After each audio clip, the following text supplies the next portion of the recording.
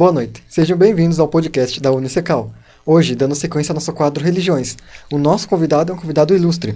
É o senhor José Ferreira Coelho, pastor e membro da Igreja Assembleia de Deus. Muito obrigado por estar aqui hoje, seu José.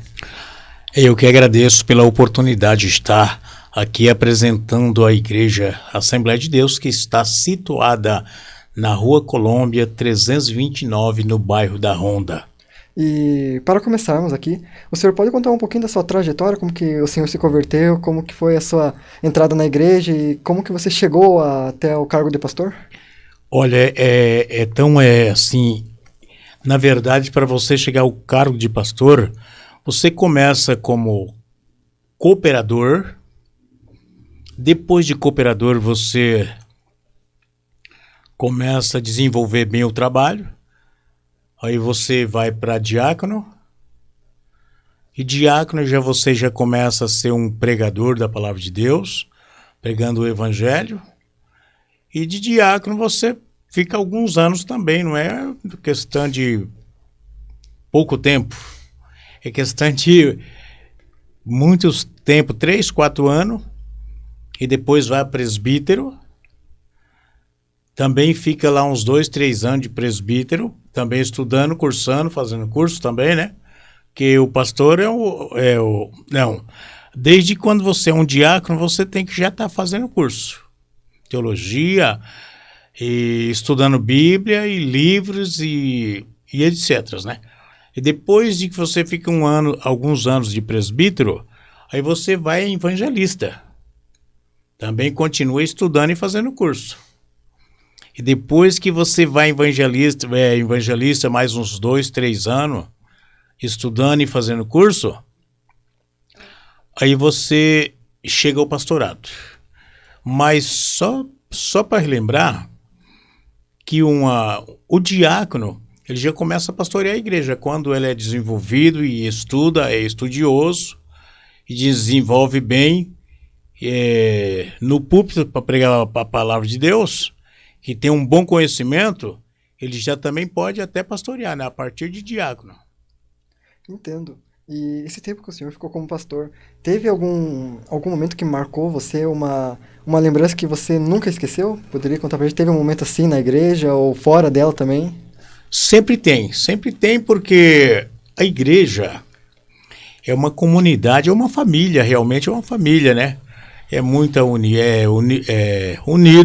unidos, e é uma família que sempre tem alguém que marca, mas a igreja em si mesmo já tem muito, a maior parte, porque é assim, o pastor pega amor pelo rebanho. A partir do que ele começa a pastorear uma igreja, ele começa a ter amor pelo rebanho. Mas, de repente, quando ele tem bastante amor, ele precisa mudar para outra cidade ou para outro lugar, né? Outra cidade ou para outro estado, e daí a saudade fica. Mas você quer sempre estar relembrando e também sempre tem a oportunidade também para retornar, para estar revendo novamente aqueles membros. Como certa feita, eu pastoreava aqui, que eu sou pastor aqui na cidade de Ponta Grossa, desde 1984. Dia 13 de março de 1984, eu vim enviado de São Paulo, já pastoreava em São Paulo, eu vim enviado para pastorear em Ponta Grossa. E desde 1984, eu sou pastor até a data de hoje, né? Sempre pastoreando. Então, o pastor sempre tem uma comunhão muito grande com os membros da igreja. Então todos os lugares que ele passa, alguma coisa marca o membro. Quando você tem uma equipe de obreiro assim que é prestativo, que é muito obediente, é muito importante, sempre deixa saudade. Isso durante esses 44 anos de pastor que eu tenho, eu sempre tenho, todos os lugares onde passei, ficam marcados. Sempre tem alguém que deixa a gente assim marcado. E a amizade também, o amor que o pastor tem pelo membro é a mesma coisa que o pastor tem pelo um filho. Entendo. E uma coisa que hoje em dia marca muito a religião cristã é as divisões dela, por exemplo, a cristã católica, a cristã evangélica. O senhor poderia comentar um pouco qual é a diferença entre a cristã católica, a cristã evangélica e como que vocês enxergam a religião católica? Não, a Igreja Católica, inclusive, só para o teu conhecimento, e o conhecimento de todos, a Igreja Católica, eu vim da Igreja Católica. Eu congreguei na Igreja Católica dos meus 5 anos de idade. O meu pai era congregado mariano. Eu fui capelão de terço muitos anos com meu pai. E nessa minha trajetória, eu estudava, sempre gostei de estudar a Bíblia, né? E fui crescendo e fui aprendendo. Mas olha, você já vê, a católica é uma religião, na verdade é o mesmo cristão. Só o que muda na Igreja Católica, pelo cristão, é que eles acreditam em mais de escultura, somente isso. E o cristão não, o cristão sabe que ele só dedica somente a Deus, né?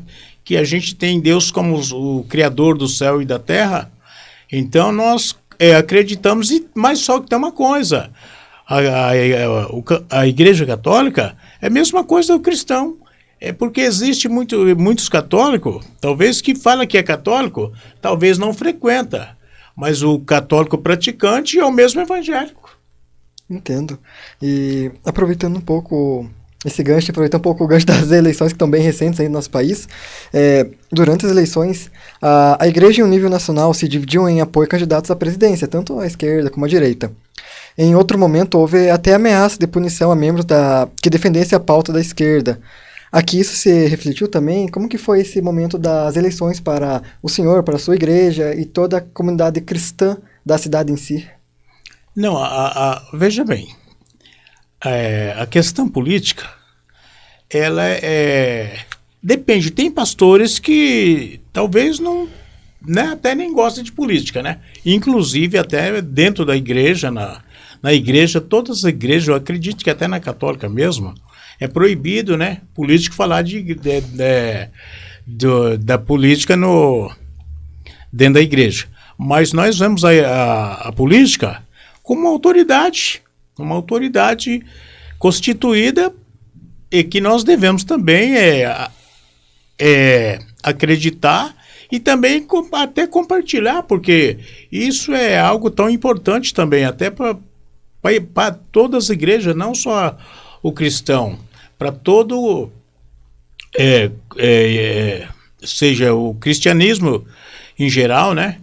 Porque a política, é claro, pois olha, se você olhar pela Bíblia Sagrada, nós temos na Bíblia Sagrada alguém que no passado, que José como foi governador. Então, a política, isso é normal. Para nós como cristão, para nós normal, nós só sabemos como se comportar com o político e até participar, porque é tão bom quando a gente tem uma amizade com os políticos, que eles também até nos ajudam muito, né, nas igrejas, né? Entendo. É normal sempre a política e a religião enraizar ali juntas. Sim, justo, perfeito. Uma coisa que a igreja sempre ajuda é nas ações sociais. Em vários momentos, como, por exemplo, agora no frio, doando cobertores, agasalhos. Aqui na cidade tem essas ações dentro da igreja ou por enquanto ainda não está sendo feito? Não tem, toda a vida teve. Essa ação, inclusive a igreja, ela tem essa ação social o ano inteiro. Tanto faz como cobertor, como agasalhos, como também mantimentos, né, para as famílias carentes, né, para a família que necessita. A igreja durante o ano inteiro. Inclusive, nós temos pessoas na igreja, talvez, que precisa, talvez, estar desempregado assim. Aí nós temos assistência social da igreja, leva a cesta básica, né, para suprir a necessidade, principalmente os domésticos. A Bíblia diz os domésticos da casa, né, que sejam primeiramente os cristãos, mas também, se for necessário, a gente também ajuda muitas pessoas. Inclusive, nós temos na nossa igreja, um departamento que faz até marmita para levar para as pessoas de rua. Nós temos um departamento na nossa igreja que faz marmita, faz lanche para levar para as pessoas de rua, né? E porque sabe que agora nessa época de frio, então você tem que conseguir doar, a gente doa cobertores, agasalho para esse pessoal de rua. Justamente é uma caridade que a igreja sempre, isso aí constantemente, o tempo inteiro. Aproveitando um pouco que estava nesse gancho da igreja, eu sempre tinha uma curiosidade, acho que não só minha, mas como de muita gente que às vezes não frequenta tanto a igreja, sobre o que é o dízimo, porque muitas vezes a pessoa dá o dinheiro ali para ajudar no dízimo e tudo mais, mas o que seria isso? O dízimo é o seguinte, veja bem, a Bíblia Sagrada, no livro do profeta Malaquias, está escrito: trazei o dízimo e as ofertas na casa do tesouro para que haja mantimento na sua casa. Está falando da igreja, né? Então, isso é bíblico. Não é que o pastor, não é que as igrejas, não. É bíblico. Porque o pastor, geralmente o cristão, ele anda de acordo com a Bíblia. Com aquilo que a Bíblia ensina é que o cristão pratica. Então, o dízimo, o que é o dízimo? O dízimo é para você uma reforma da igreja. O dízimo talvez é para ajudar muitas pessoas. E o dízimo é que também para você construir outras igrejas. Que a igreja fala sobre o dízimo, porque o dízimo que mantém a igreja, paga conta de água, luz, etc., né? Compra terreno, constrói outras igrejas. E assim, você veja bem, só nós aqui no Brasil, nós temos aqui quase todos os estados no Brasil inteiro. E daí temos em outros países também. A nossa igreja tem 12 países fora. Entendo. E aproveitando um pouco disso, qual que é o papel das mulheres na Assembleia de Deus? Elas exercem algum cargo? Como que funciona a questão delas dentro da igreja? Não, a mulher, veja bem, hoje a mulher, é claro que ela precisa, veja só, hoje a mulher faz também o curso teológico, né? E ela vai pela mesma situação, ó. Ela vai cooperadora, de cooperadora ela vai a diaconisa, e diaconisa ela vai até missionária, e de missionária ela vai a pastora. E também é muito importante, olha como a gente vê quantas mulheres que se desenvolvem mesmo para pregar o evangelho, para aprender também a Bíblia. Nós temos na nossa igreja lá pastoras, missionárias, que olha, tem um conhecimento profundo e se na verdade se doa para fazer a obra de Deus, que é tão importante isso, né? Entendo, realmente é importante. E uma coisa que tem acontecido ultimamente é que muitas religiões pagãs estão ganhando força ao redor do mundo. Por exemplo, na Grécia estão voltando a adorar os deuses gregos, e alguns países nórdicos também voltaram a adorar alguns deuses nórdicos. Com essa volta dessa adoração ao paganismo, você acha que o cristianismo pode se sentir um pouco ameaçado? Ou o cristianismo é uma força que não vai se dissolver, não vai sumir e vai continuar muito presente ainda no mundo? Olha, veja bem, hoje o cristianismo ainda é ameaçado em muitos países, né? Aqui no nosso Brasil nós temos a liberdade, uma total liberdade. Mas nos países, tem alguns países que ainda não permite. Nós temos aí história de missionários que foram para outros países e foram, talvez, foi impedido de pregar o evangelho, nem falar do evangelho. Inclusive, nós temos um país aí que nós temos a igreja lá, mas quando começou as igrejas, começou escondido nas casas, sem poder falar muito, né? Mas hoje não, hoje nós, não vou citar o nome do país, né? Mas tem alguns países ainda hoje que não aceitam o evangelho genuíno de Jesus Cristo. Entendo. E qual que é a opinião de vocês com relação a isso? Vocês têm uma opinião formada quando um país não aceita? Como que é que funciona essa questão do cristianismo nesses países? Não, é o seguinte, a gente nos prepara, eu vou falar da igreja que eu pertenço. A nossa igreja, ela tem ela prepara os missionários para esses países mesmo, porque quando é necessário enviar missionários para esses países, eles já estão preparados. Estão preparados e eles sabem que não é fácil, mas ele tem uma estratégia para que ele... hoje você, veja bem, você pode até evangelizar passando por cima mesmo na aeronave, né? E soltando os folhetos. Começa por aí. E vai até se entrosar bem para conseguir entrar no país. Entendo. E aproveitando um pouco, ele está nessa questão de outros países, outras religiões também. Quanto às religiões afro e mesmo as religiões não cristãs, como o judaísmo e os muçulmanos, vocês conseguem conviver bem com eles? Como a relação de vocês com outras religiões não cristãs? A gente convive tranquilo. Uhum. Veja bem, que é claro que... Olha só para você entender. Cada pessoa que tem o seu credo religioso, ele deve ser respeitado e considerado como qualquer outro, né? Porque você sabe, ninguém é obrigado, vamos dizer, a ser um cristão, ou servir a Deus, ou ser evangélico. Não, de maneira alguma. Porque cada um tem o seu arbítrio, né? Mas é importante, a gente ter convivência com eles normalmente, sem problema nenhum. Entendo. E aproveitando um pouco dessa questão do livre-arbítrio, como que funciona o livre-arbítrio para... Assim, Deus deu livre-arbítrio, mas em alguns momentos ele interfere nisso. Durante a Bíblia, por exemplo, quando teve a questão do Egito, que ele mandou as pragas. Como que é feito esse livre-arbítrio? É livre-arbítrio mesmo, não é? Veja bem, o livre-arbítrio, eu quero servir a Deus ou eu não quero. Então, se eu tenho livre-arbítrio, é que se eu não quero servir a Deus, eu não vou servir a Deus. Se eu não quero, por exemplo, ser um cristão, não quero ser um cristão. Eu posso ser qualquer outra coisa.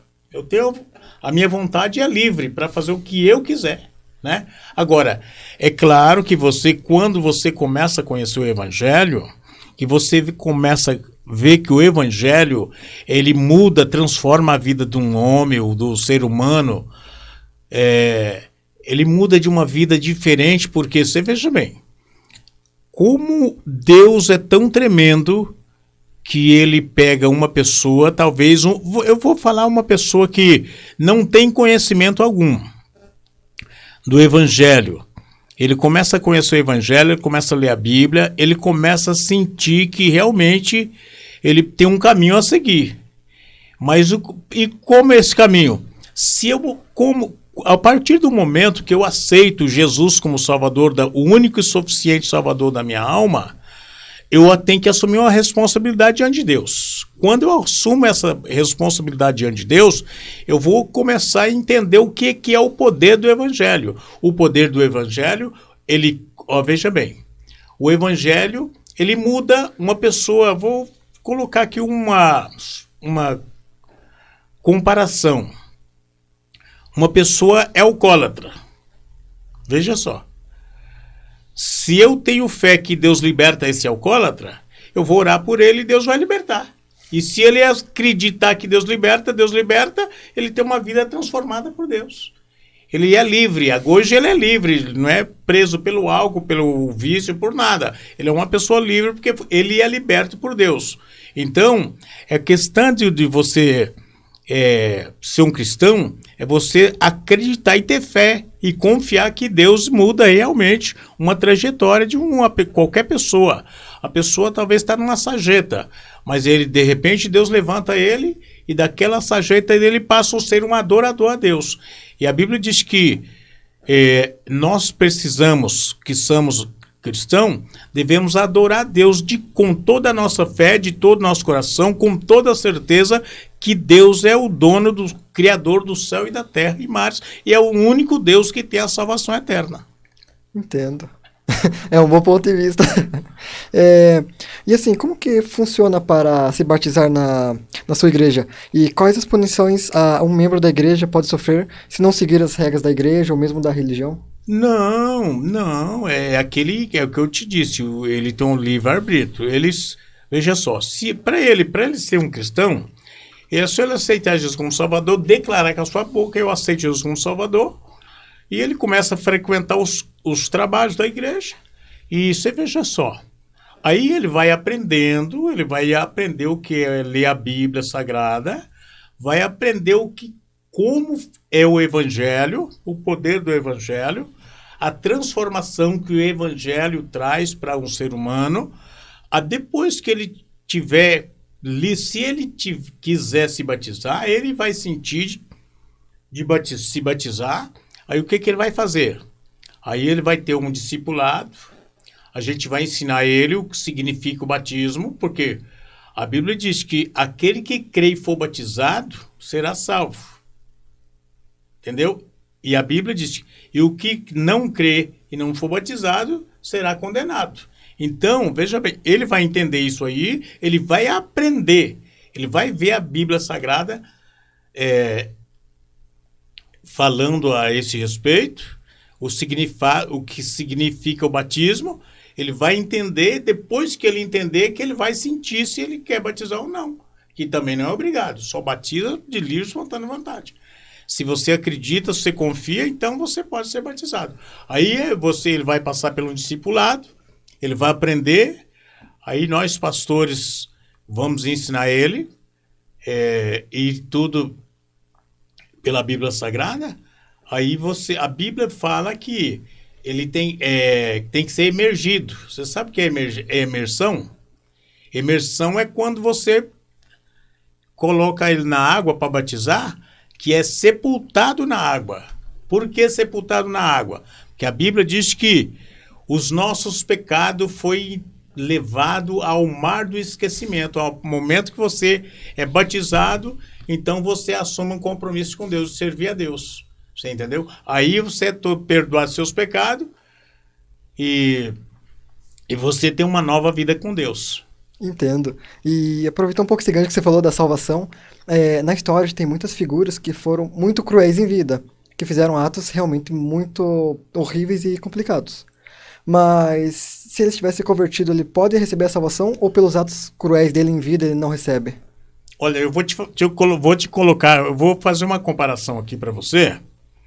Quando Jesus estava na cruz do Calvário, qual que estava do lado dele? Estava 2 ladrões do lado dele. E quando um daqueles ladrões disse assim, lembra de mim quando entrar no teu reino?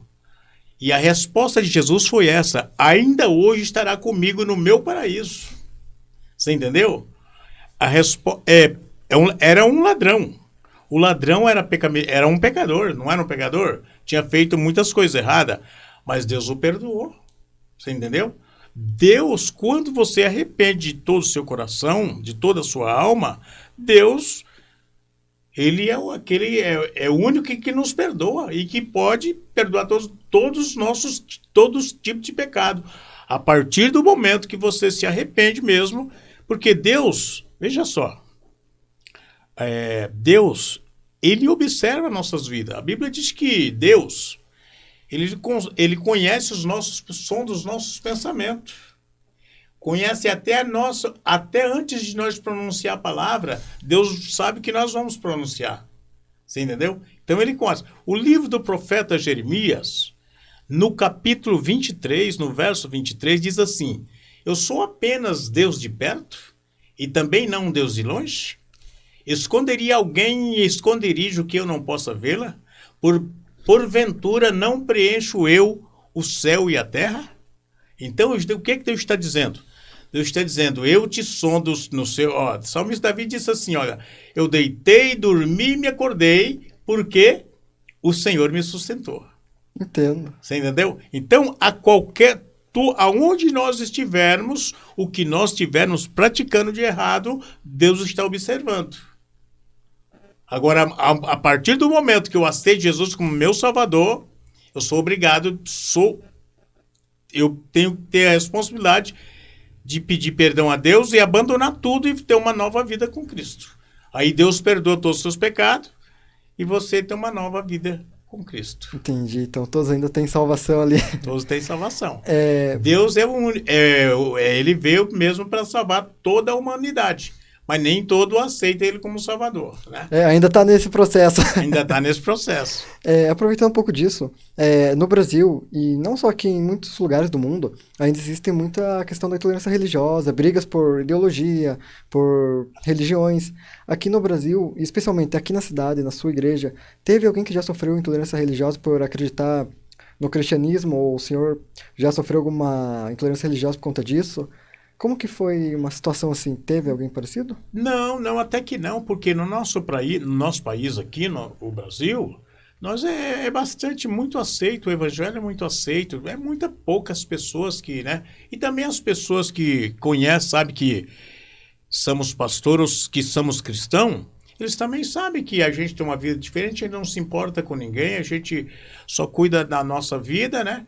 A gente não se preocupa, não, é muito difícil. Agora, é normal você achar que alguém não gosta de você por você ser um cristão, ou ser um pastor, ou ser evangélico, isso é normal. Isso toda a vida existiu e vai continuar existindo.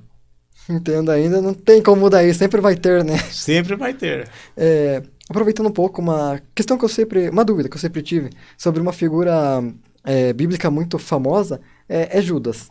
Assim, o pessoal critica muito Judas, mas eu queria saber, assim, Judas realmente foi esse vilão que a história pinta? Ou para Jesus ter sido pegado na cruz, depois ter ressuscitado e se tornado o Jesus Cristo que a gente conhece, ele precisaria de Judas? Ou se não tivesse Judas, ele não teria se tornado Jesus que conhecemos hoje? Não, mas Judas, o que traiu Jesus, você quer dizer? Isso. Então, veja bem.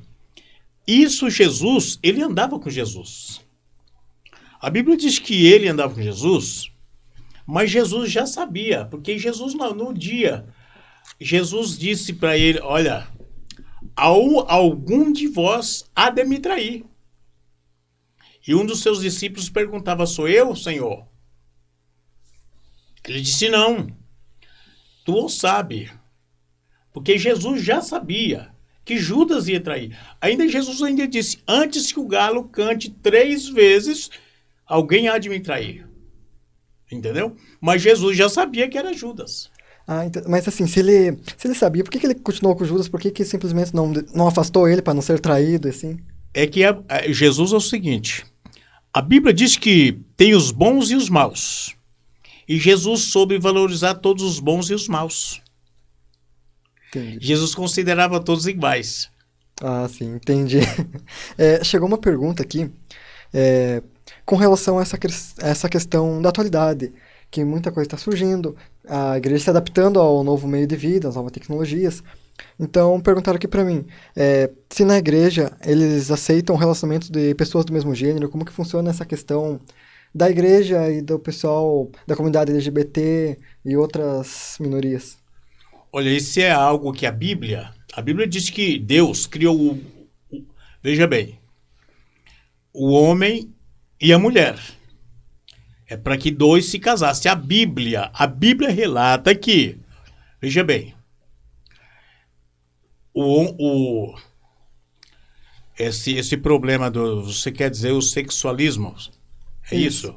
Então, a Bíblia diz que Deus criou o homem e a mulher para que a mulher e o homem se casasse e viesse multiplicar sobre a face da terra, crescer e multiplicar. Agora, a Bíblia é contra o sexualismo. Se você olhar na Bíblia Sagrada, para quem conhece a Bíblia Sagrada, sabe que Deus não é a favor disso. Entendo. E puxando já outro gancho, que já chegou outra pergunta, há uma grande polêmica entre aceitar e acolher pessoas que façam parte da comunidade LGBT, em comunidades evangélicas das mais diversas. No caso da Assembleia de Deus, como vocês trabalham essa questão? A pessoa pode frequentar, ela não pode? Como que é essa questão? Pode frequentar normalmente, sem problema nenhum. Nós temos o prazer de até, inclusive, receber na igreja, e é muito bem recebida. Pode cultuar Deus, porque Deus ele é livre para todo mundo, tem todo o direito de adorar e servi-lo a Ele com toda a liberdade. Entendo. E em muitos casos as pessoas agridem outras pessoas, aproveitando já um gancho dessa pergunta, agridem outras pessoas falando que isso não é coisa de Deus, que Deus é contra, entre outros, vamos dizer assim, argumentos que eles arranjam para tentar justificar a agressão. Como vocês enxergam esse tipo de coisa dentro da igreja quando a pessoa faz um ato que não é um ato criminoso, dizendo que é em nome de Deus? Como que vocês enxergam isso? Se fala a respeito de... Uma agressão ou matar outra pessoa falando que é em nome de Deus, como que? Não, negativo, não. Ninguém se deve... Olha, você veja bem, o evangelho, ele é amor. O evangelho não trata de agressão e nem de agredir ninguém. Jesus disse, ele é o amor. Em primeiro lugar, ele ensina o amor e amar o próximo como a si mesmo. Você entendeu? Geralmente, a igreja não permite de maneira alguma. Inclusive, nós, cristãos, nós temos que ter uma convicção que nós não podemos fazer o mal para ninguém. Jamais. Agora, confusão, briga, negativo. Isso aqui é coisas malignas. Para nós já é obras negativas. Entendo. É, apenas para ressaltar ao pessoal que está chegando agora ou que estava acompanhando um tempo, mas ainda não conseguiu compreender o que é a entrevista de hoje, estamos com o senhor José Ferreira Coelho, pastor e membro da Igreja da Assembleia de Deus. E aproveitando um pouco o gancho que o senhor falou, o que seria essa batalha entre bem e mal, que todo mundo fala que existe, que a gente não pode ver, mas que no mundo espiritual existe uma batalha entre o bem e o mal, pela alma das pessoas. O que seria essa batalha em si? A batalha espiritual, veja bem, eu vou explicar para você que veja só, existe, não sei se você já ouviu falar no satanista, o que é? O que é satanista? Satanista é uma pessoa que não acredita em Deus, veja bem, quando Jesus, para quem não conhece, quando o Satanás, ele andava com Deus. Mas ele quis ser mais do que Deus, ele foi lançado sobre a face da terra. Que não sei se você viu na passagem da Bíblia Sagrada, quando Jesus jejuou 40 dias e 40 noites, ele foi tentado pelo diabo. E o diabo, então ele disse assim, se tu és o filho de Deus, então lança-te daqui abaixo. Ele disse, não tentará o Senhor teu Deus. Então, veja bem, sempre existe o reino satânico e o reino de Deus. O reino satânico, o que é? É aquele que pratica o mal. E aquele que o reino celestial é aquele que pratica o bem. E veja só, todo mundo sabe que Lucifer era um anjo de Deus. Mas como ele quis ultrapassar, ser mais do que Deus, Deus lançou ele sobre a face da terra. Quando Deus lançou ele sobre a face da terra, ele criou o seu reino. E quando ele cria o seu reino, para quê? É para desfazer tudo aquilo que Deus faz. Deus é bondade, Deus é amor, e Deus só pratica aquilo que é bom, ensina aquilo que é bom. Mas o inimigo, nosso adversário, que é Satanás, para ser bem claro, que muitas pessoas dizem que não, mas é porque eu trabalho em trabalho de libertação há todo esse tempo que eu sou pastor e realmente, não sei se você já viu uma pessoa tomada pelo espírito maligno, não sei se você já teve oportunidade de ver, veja bem, a gente, como pastor, nós somos chamados muitos talvez para fazer oração, que tem pessoas que é tomada pelo espírito maligno, começa a quebrar tudo dentro da casa. E aí nós, pastores, somos chamados para orar por as pessoas, chega lá, Deus liberta e a pessoa fica normalmente. Entendeu? Por quê? O espírito é tomado pelo espírito maligno para destruir, que é o espírito da destruição, que é o espírito maligno. Entendeu? Então é aquilo que eu te falo para você. É quando existe Deus que é amor e justiça, existe o reino também da destruição, que é o reino satânico. Entendo. Aproveitando para puxar duas perguntas, o gancho que o senhor deu aqui, já me deu uma ideia aqui. A primeira pergunta seria com relação ao que você comentou, que Satanás queria ser igual a Deus. No caso quando ele foi expulso e foi ao inferno, ele criou seu próprio reino, tem seus próprios seguidores. Ele não teria, no fim, conseguido se tornar igual a Deus por ter seu próprio reino, seguidores? E a segunda pergunta que eu faço, o senhor comentou essa questão da libertação do espírito maligno. Poderia contar pra gente como que foi a sua experiência, um caso que marcou você? Como que foi essa questão dessa libertação? Veja bem, uma experiência a respeito de uma pessoa tomada pelo espírito maligno? Veja bem, uma certa feita, eu fui chamado 2 horas da madrugada em uma casa que um rapaz estava desde 4 horas com camisa de força e foi me chamar, foram na minha casa e disse: o senhor é pastor? Eu falei: sou pastor. O senhor pode ir na minha casa fazer uma oração? Posso. Cheguei lá, tinha 8 pessoas com camisa de força segurando uma pessoa só. Só para você ver que é uma força fora do normal. Uma pessoa, e ele não conseguia segurar o rapaz. Aí como eu cheguei nessa casa, 2 horas da madrugada, aí eu disse para os rapazes, né? Falei: pode soltar o rapaz, em nome de Jesus, pode soltar. Que agora chegou aqui o Deus Todo-Poderoso que liberta. E aquele moço, eles se assustaram quando eu disse: pode soltar esse rapaz. Ele pegou e disse: não, mas como? Pode soltar, eu estou mandando, eu estou falando para soltar, pode soltar. Pode soltar, esse espírito está amarrado em nome de Jesus. E então o que aconteceu? Eles soltaram aquele rapaz, eu orei pelo aquele rapaz ficou normal, liberto e conversando normalmente. E o povo ficaram assim, abismado, porque nunca tinha visto aquilo, né? Falei, aí eu expliquei para eles o que era a situação, que é um trabalho que eu trabalho há muitos anos, né? Então é fora do normal, é coisa que você, para quem não viu, é coisa tremenda, que tem pessoas que têm medo, né? Mas a gente, como é preparado por Deus para isso, Deus nos escolheu para isso, então a gente sabe como trabalhar nessa área. Mas é coisa que, para quem não conhece, é de estremecer, de medo. Entendo. E voltando um pouco à primeira pergunta que eu fiz lá com relação a Satanás ter caído por tentar ser como Deus. Ele caiu, mas montou seu próprio reino, que é o inferno. Tem alguns seguidores que são satanistas. Ele não teria conseguido, no final, se tornar igual a Deus ou ter vencido a primeira batalha, por assim dizer? Não, porque Deus, ele é o Criador e soberano. Não tem ninguém acima de Deus. Veja só, quando Jesus ressuscitou, que ele ressuscitou o Pai, a Bíblia nos relata que ele desceu no inferno e pegou a chave do inferno. Ele domina, ele é soberano. Os demônios têm que obedecer a Deus. Não adianta que o Satanás tem que obedecer a Deus, porque Deus, ele é soberano, ele é criador. Entendo. Aqui no podcast, a gente recebe algumas religiões, outras religiões não cristãs, para comentar um pouco sobre a sua crença, sobre a sua cultura.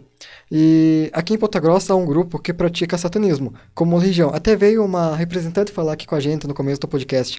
E o pessoal da religião afro e do espiritismo também fazem como um ato religioso. Pelo que o senhor falou, seria uma versão contrária do que o senhor acredita? Haveria problemas de convivência entre o senhor e outras pessoas que, no caso do satanista ou espírita, que é uma religião não cristã, Não por tem assim? problema nenhum, mesma coisa, conviver mesma coisa, só que ele é satanista e eu sou do lado, né, do lado do Criador, que é Deus. Então, não tem, inclusive, ainda se dão muito bem, porque ele não interfere por exemplo, na minha religião ou no meu cristianismo, e nem eu interfiro no cristianismo dele, porque ele tem o seu livre-arbítrio. Entendo. Então, não haveria um problema de convivência por conta desse livre-arbítrio? Negativo, sem problema. Ah, sim, entendo.